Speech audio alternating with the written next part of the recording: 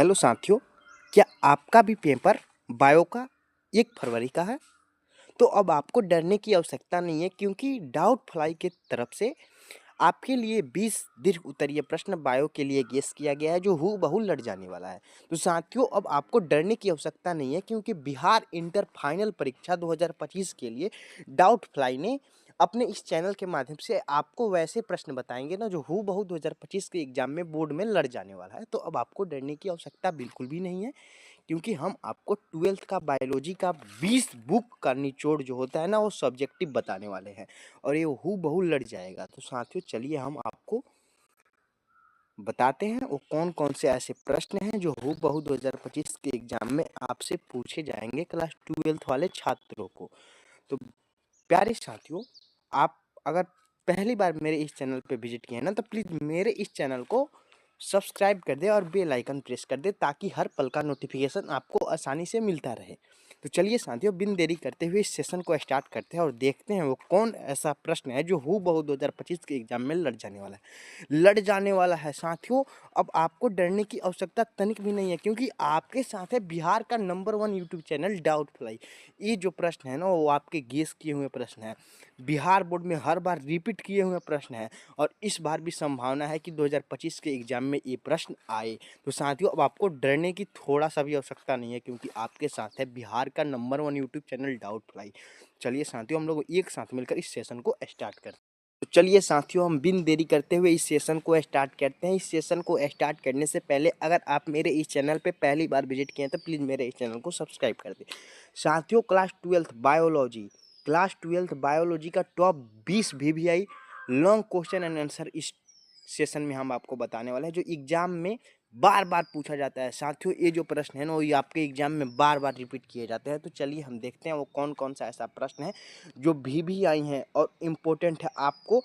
आप यदि इस प्रश्न को देख लेते हो तो वादा करता हूँ आपसे कि आपको और कुछ पढ़ने की आवश्यकता नहीं है दीर्घ उत्तरीय में। तो चलिए साथियों, हम देखते हैं वो कौन कौन से ऐसे प्रश्न हैं जो आपसे हर बार पूछे जाते हैं। साथियों, जो पहला प्रश्न है ना आपका वो है आपका कि जनसंख्या नियंत्रण हेतु गर्भ निरोधक की विभिन्न विधियां का विवेचना करना है। साथियों, जैसा पहला है ना कि विभिन्न प्रकार के हार्मोनों से बनी गर्भ निरोधक गोलियां बाजार में मिलते हैं, जैसे माला डी। ये गोलियां 21 दिनों तक ली जाती है, ऐसा प्रति माह किया जाता है। गोलियां बहुत ही प्रभावशाली होती है। दूसरा जो है आपका आंसर वो है कि आजकल एक विशेष प्रकार की विधि अतः गर्भशायी युक्ति का उपयोग होता है। विभिन्न प्रकार की युक्तियां जैसे कॉपर टी एक आदर्श गर्भ निरोधक है। तीसरा जो है वो नर में नसबंदी किया जाता है और मादा में फैलोपियन नलिका को काटकर धागे से बांध दिया जाता है। आइए अगला देखते हैं। अगला रह रहा आपका कि पुरुषों के लिए रोधक साधन है जो अंडाणु और शुक्राणु के मिलने से रोकता है। दूसरा प्रश्न है आपका कि तीनों पारिस्थितिक पिरामिडों के बारे में साधारण वर्णन करें। तीनों जो पारिस्थितिक पिरामिड है उसके बारे में आपको साधारण जो होना है वो वर्णन करते हैं। तो संख्या का पिरामिड जो है ना वो है यह उत्पादक एवं प्रथम द्वितीय तथा तृतीय श्रेणी के उपभोक्ता की संख्याओं के आधार पर होता है या सीधा होता है।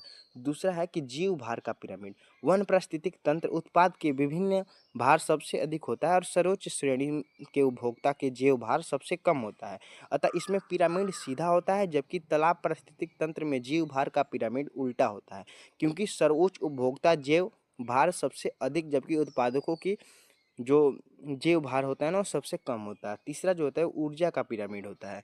जो ऊर्जा का पिरामिड होता है ना साथियों वो आपका होता है कि यह हमेशा सीधा होता है क्योंकि उत्पादक में सबसे अधिक और सौर ऊर्जा संचित रहता है जो क्रमशः घटते क्रम में सर्वोच्च उपभोक्ता से सिंचित होता है। आइए हम देखते हैं अगले जो प्रश्न है आपसे जो पूछा जाता है बार बार उसके बारे में। साथियों, अगला प्रश्न है कि पुष्पीय पौधों में निषेचन की क्रिया का वर्णन करना है। जो पुष्पीय पौधे होते हैं ना उसमें निषेचन कैसे होता है इसका वर्णन करना होता है आपको। ये भी आपके 2025 के एग्जाम में पूछे जाएंगे। साथियों, परागण की क्रिया द्वारा परागकण वर्तिकाएं पर गिरते हैं। वर्तिका से स्रावित होने वाले तरल पदार्थों के संपर्क में आकर फूल जाती है। परागकणों के बाह्य चौल में इक्वेटर पर स्थित जर्मपोर द्वारा एक नलिकाकार रचना निकलती है। यह परागकण के अंतःचोल एक नलिका के रूप में बाहर निकलने से बना हो जाता है। पराग नलिका में एक कायिक नाभिक तथा 2 नर युग्मक होते हैं। वर्तिकार्य के नीचे स्थित वर्तिका के ऊतकों के बीच पराग नलिका धीरे धीरे अंडाशय से स्थित अंडाणु तक पहुंचकर अंडाणु के अंदर प्रवेश कर जाता है। ऐसे ही आपको लिखना होता है। आइए हम दिखाते हैं आपको अगले प्रश्न को कि अगला प्रश्न आपसे क्या पूछा जाएगा कि मत्स्य पालन क्या है, भोजन की गुणवत्ता की सुधारे, इसकी क्या भूमिका है, बताएं। अगला प्रश्न है साथियों कि लिंग निर्धारण से आप क्या समझते हैं, लिंग संलग्न वंशांगति के उदाहरण सहित समझाएं। और अगला प्रश्न को हम देखते हैं। अगला प्रश्न है साथियों कि जीन चिकित्सा, साथियों अगला है कि जीन चिकित्सा तथा आणविक निदान अंतर करें। आइए हम अगले प्रश्न को देखते हैं। अगला प्रश्न है मेरा, अगला प्रश्न है कि अंड जनन तथा शुक्राणु जनन में अंतर लिखे। साथियों ये रहा आपका अंतर। आइए हम अगले टॉपिक पे विचार करते हैं। अगला प्रश्न हमारा रहा कि निम्नलिखित को परिभाषित करें। क्रमिक विकास क्या होता है, इसको परिभाषित करना होता है आपको। तो क्रमिक विकास किसी जनसंख्या के जीन पूल में वह सूक्ष्म परिवर्तन है जो एक पीढ़ी से दूसरी पीढ़ी तक पहुंचकर एक नई संख्या का उत्पादन करता है। और आपका दूसरा जो है वो है कि रिकेपिचुलेशन सिद्धांत क्या है। तो रिकेपिचुलेशन सिद्धांत जो होता है वो किसी भी जंतु का भ्रूण या विकास उसके जाति इतिहास की पुनरावृत्ति करता है। इसी को रिकेपिचुलेशन सिद्धांत कहा जाता है। आइए हम अगले क्वेश्चन पे विचार करते हैं। अगला है कि निम्नलिखित को परिभाषित कीजिए। जो अनुवांशिक विचलन है ना, इसको परिभाषित करना होता है कि यदि किसी एक अलील के विषम युग्मन की जीन सम युग्मन जीव के में परिवर्तित हो जाता है ना, तो इसे जीन को परिवर्तन की अनुवांशिक विचलन कहता है। और दूसरा है आपका विनिमय, कि विनिमय क्या होता है। तो साथियों जो विनिमय होता है ना, वो विनिमय वह प्रक्रिया जिसमें एक क्रोमोसोम पर स्थित जीन एक समूह सहजात क्रोमोसोम पर स्थित समान जीव की समूह के स्थान पर परिवर्तन करता है। आइए हम अगले प्रश्न के बारे में आपको बताते हैं। अगला प्रश्न है आपका कि वाहित मल से आप क्या समझते हैं, वाहित मल उपचार में सूक्ष्म जीवों की भूमिका का वर्णन करें। ये रहा आपका आंसर। आइए साथियों हम अगले प्रश्न पे आपसे विचार करते हैं। अगला प्रश्न है कि जैव प्रौद्योगिकी क्या है, चिकित्सा के क्षेत्र में इसकी उपयोगिता पर प्रकाश डालें। साथियों जो जैव प्रौद्योगिकी है ना, वो आपका जैव प्रौद्योगिकी के द्वारा सूक्ष्म जीवों का उपयोग से औद्योगिक महत्व वाले रसायन जैसे प्रोटीन, एंजाइम इत्यादि का उत्पादन किया जाता है। और चिकित्सा के क्षेत्र में इसकी निम्नलिखित भूमिका है। वो आपका प्रयोगशाला में इंसुलिन को जीन की कृत्रिम संश्लेषण किया जाता है, मानव वृद्धि हार्मोन का निर्माण किया जाता है, वैक्सीन का निर्माण किया जाता है, एंटीबायोटिक्स का भी निर्माण किया जाता है। आइए साथियों हम अगले प्रश्न पे चलते हैं। और अगले प्रश्न आपको बताते हैं कि वो कौन सा है ऐसा प्रश्न है जो इम्पोर्टेंट है। टीकाकरण एवं प्रतिरक्षीकरण से आप क्या समझते हैं। साथियों टीकाकरण और प्रतिरक्षीकरण से आप क्या समझते हैं, ये भी आपके 2025 के एग्जाम के लिए इम्पोर्टेंट है। आइए हम अगले प्रश्न पे विचार करते हैं। अगला प्रश्न है मेरा, अगला प्रश्न है देखिए साथियों, ये रहा आपका कि विनिमय से आप क्या समझते हैं, विनिमय की क्रिया विधि का वर्णन करें। ये देखिए आपके 2020, 2022, 2016 इत्यादि में आपसे पूछे गए हैं। ये रहा आपका आंसर कि जीन विनिमय वह भौतिक प्रक्रिया है जिसमें दो समजात गुणसूत्रों के अदर्ध गुणसूत्रों के बीच उनके कुछ भाग का संलग्न जीवों जीनों के साथ आदान प्रदान होता है। आइए हम अगले प्रश्न पे विचार करते हैं आपसे कि अगला प्रश्न आपसे क्या पूछा गया है 2025 के एग्जाम में। साथियों अगला प्रश्न है कि आतर्व चक्र या मासिक चक्र क्या है। आतर्व चक्र को कौन से हार्मोन नियमन करते हैं। ये आपके बीएसईबी के 2020, 12 और 2009 में आपसे पूछे गए हैं। आइए साथियों हम अगले प्रश्न पे आपसे विचार करते हैं। अगला प्रश्न हमारा रहा कि साथियों अगला प्रश्न जो है ना, वो आपका है कि सहलगनता और सहलगनता वर्ग क्या है। सहलगनता का प्रभाव एवं इसकी महत्ता के बारे में लिखना है आपको। ये 2015 में पूछा गया है, 2020 में पूछा गया है। साथियों आइए हम अगले प्रश्न पे आपसे विचार करते हैं। अगला प्रश्न वो कौन सा है जो आपसे 2025 के एग्जाम में पूछे जाने वाले हैं कि डीएनए अंगुली छापी क्या है, इसकी उपयोगिता पर प्रकाश डालें। ये आपके 2009 और 2014 में पूछे गए हैं। आइए साथियों हम अगले प्रश्न पे चलते हैं। और अगला प्रश्न देखते हैं आपसे क्या पूछा गया है 2025 में। अनुवांशिक जेनेटिक कोड क्या है, इसके गुणों का वर्णन कीजिए, जो आपके 2014 और 2016 में आपसे पूछे गए हैं। आइए साथियों अगले प्रश्न पे चलते हैं और अगले प्रश्न के बारे में हम आपको बताते हैं। अगला प्रश्न है कि पुनः योगज रिकाम्बिनेट डीएनए तकनीक क्या है, वर्णन करें, जो आपके 2011, 2021, 2010, 2009 में पूछे गए हैं।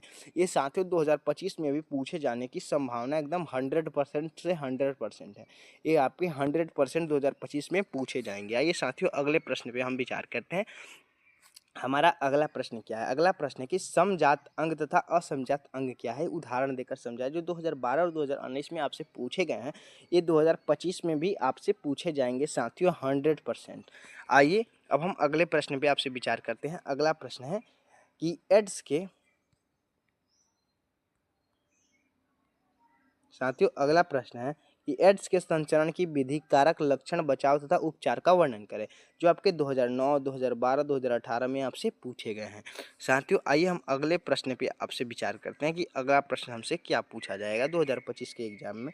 जो 2025 के एग्जाम में अगला प्रश्न पूछा जाएगा कि जैव प्रौद्योगिकी से आप क्या समझते हैं, कृषि के क्षेत्र में इसके योगदानों का उल्लेख करें। साथियों ये बिहार बोर्ड में 2009 और 2013 में आपसे पूछे गए हैं। आइए साथियों हम अगले प्रश्न पे चलते हैं। अगला हमारा जो लास्ट प्रश्न है ना, वो आपका है,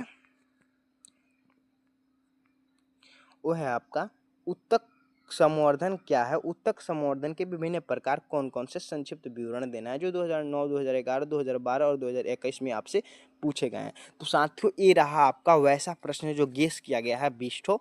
इसका आंसर, कुछ का आंसर हम आपको बता दे हैं और कुछ का आंसर आपको इस नंबर पे मिल जाएगा।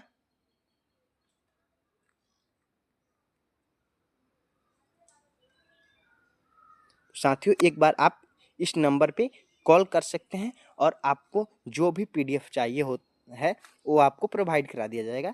प्लीज़ मेरे इस वीडियो को शेयर करें और बेल आइकन प्रेस कर दें ताकि हर पल का नोटिफिकेशन आपको आसानी से मिलता रहे। तो चलिए साथियों, थैंक यू।